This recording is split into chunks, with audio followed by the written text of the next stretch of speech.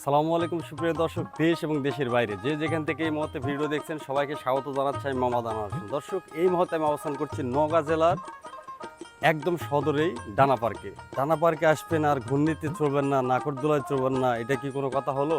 তো এই যে বেস্ট পপুলার একটি নাকরদোলা দেখতে পাচ্ছেন, তবে বর্তমানে আমরা এসেছি একদম দুপুরের টাইম। সো যার কারণে এই সময় পর্যটন শূন্য থাকে। ফার্স্ট টাইমে আপনারা ডানা পার্কে আসার পর দেখবেন একটা পরীর সাথে দেখা হবে। তো পরি বলতে আমাদের গ্রামীণ পর্যায়ে যেসব মেয়েরা কলসি করে গাং থেকে বা নদী থেকে পানি নিয়ে আসে, ঠিক সেরকম একটা রূপ এখানে দেওয়া হয়েছে। যদিও এই কলসি থেকে পানি পড়ে, কিন্তু এখন আনসিজন, যার কারণে পর্যটন শূন্য হওয়ার কারণে কিন্তু সেই পরিবেশটা করা হয়। দেখতে এখানে আমরা ছোটোবেলা অনেক বইতে পড়েছি, আপনারা জেনে থাকবেন, বা বাচ্চারা বইতে পড়েছে এবং অনেকে টিভি চ্যানেলে বা বিভিন্ন সোশ্যাল মিডিয়াতে দেখেছেন পরী। তবে আমরা বাস্তবে সেরকম এখন পর্যন্ত পরী দেখিনি। তবে পরীর যে রূপ সেটি কিন্তু এখানে পাওয়া যায়। দেখতে পাচ্ছেন আমার সামনে একটি পরী রয়েছে, যে পরী দুটি ডানা রয়েছে, সুন্দর করে ডানাতে ভর করে উঠতে পারে এই পরী। বেশ চমৎকার এই পরীটি দেখতে।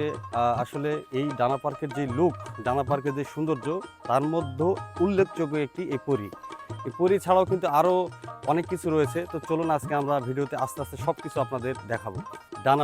ডানা পার্কের আমি এখন যেই জায়গাটি দাঁড়িয়ে আছি, মূলত এটা ফটোশ্যুটের জন্য তৈরি করা হয়েছে। যারা ফটোশ্যুট করতে চান তারা কিন্তু এই জায়গাটি অবশ্যই মিস করবেন না। এখানে যখন ফটোশ্যুট করবেন তখন মনে হবে যে কোনো একটা রাজ্যের মধ্যে আছেন। দেখতেই পাচ্ছেন আমার চারপাশে উপরে থেকে নিচ পর্যন্ত কিন্তু ফুলদানি থেকে সুন্দর সুন্দর ফুলের গাছ দিয়ে কিন্তু এখানে সাজানো হয়েছে।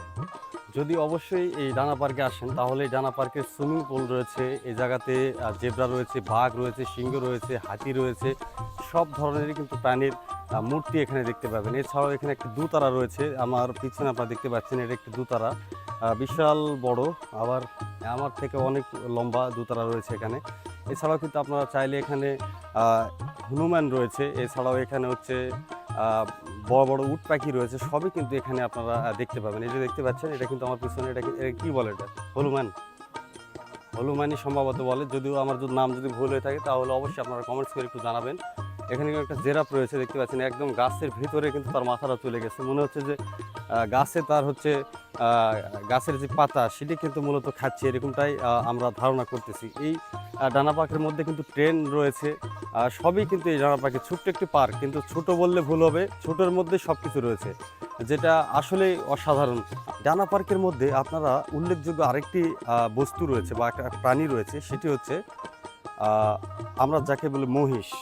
গ্রামীণ ভাষায় বর্তমানে এখন আমাদের বিভিন্ন গ্রাম অঞ্চলে শুধু মহিষ দেখা যায়। এই মহিষটি ঠিক তারই আদলে তৈরি করা হয়েছে। এই মহিষটির যেই শিং তৈরি করা হয়েছে, দেখতে পাচ্ছেন একদম অরিজিনালের মতনই মনে হচ্ছে। ফার্স্ট টাইমে যদি এর মধ্যে জীবন দেওয়া যেত, তাহলে হয়তো বা উঠে মনে এখনই দৌড় দিত বা আমাকে ঢেস করে উল্টে ফেলে দিত।